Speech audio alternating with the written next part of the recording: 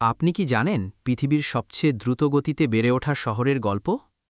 Dubai শুধু একটি শহর নয়, এটি হল স্বপ্ন এবং অবিশ্বাস্য সব অর্জনের এক জীবন্ত উদাহরণ।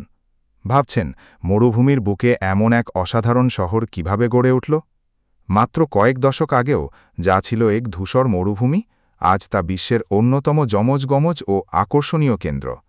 এখানেই আছে পৃথিবীর উচ্চতম ভবন বুর্জ খলিফা, যেখানে মেঘের উপর থেকে সূর্যাস্ত দেখা যায়।